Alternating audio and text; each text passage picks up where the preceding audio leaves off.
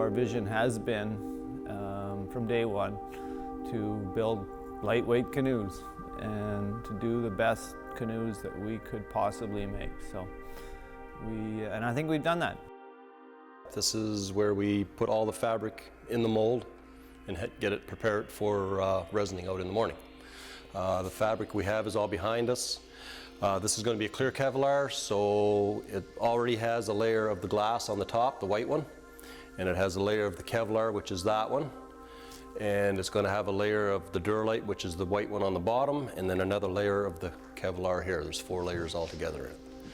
And once I get those in, the edges will be trimmed, we'll clip it, and it'll be ready to go for tomorrow morning.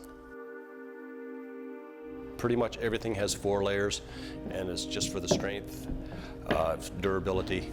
This thing is pretty much bulletproof when it's done. The next morning, we apply the resin, and we do that about 8 o'clock in the morning. Resin through all the layers, and then we start putting in the ribs and the flotation chambers. All that has to be glued in. We build tripping canoes. We build canoes that we expect people to take into the wilderness. We expect people to be less than gentle with them.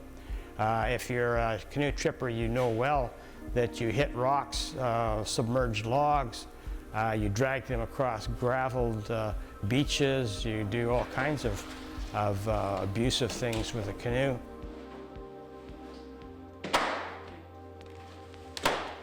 Then it goes in the oven and cooks for 12 hours. Cooks overnight, then we can bring it out and we pop it out of the mold. We release it all around the sides, and then we pull it out with a clamp.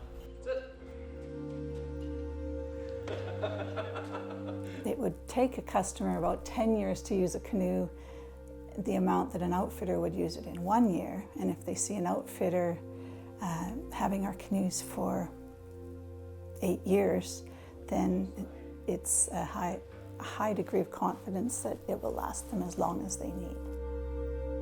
Outfitting operations are not gentle on canoes. So we have canoes in outfitters' hands that are 6, 8, even 10 years old and are still being used on an everyday basis. A lot of other Kevlar canoes aren't strong enough to do this. One of the questions that's commonly asked is they'll go up to the canoe and feel the hull and say, "That's awfully thin. Are you sure it's strong?" Yes, the canoe is light, but yes, it is also very strong.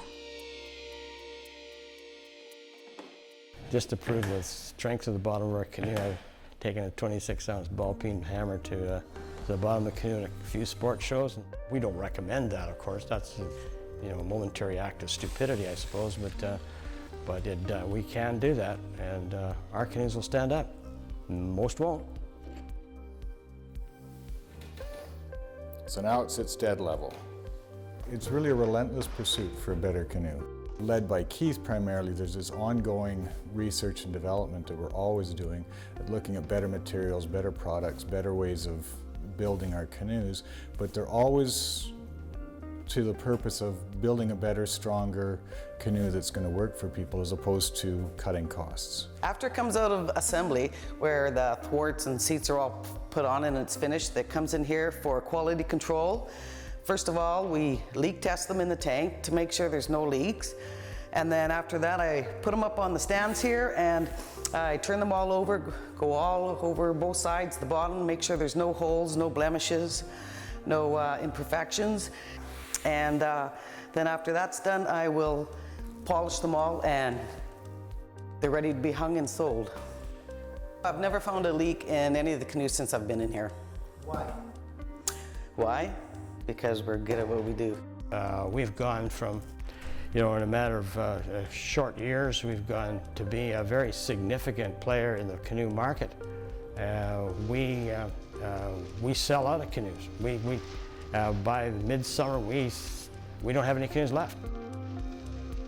Anybody can build a canoe that's light, But to build a canoe that's 40 pounds and is really tough, I mean, that's tricky, you know, and that's basically what the last 30 years have been about. This is the reason I love sales with our product, is that I know about it, I believe in it, I know I'm telling the truth, and I'm offering the information to the customer, and usually it works. It's easy because I'm not making it up. It's real.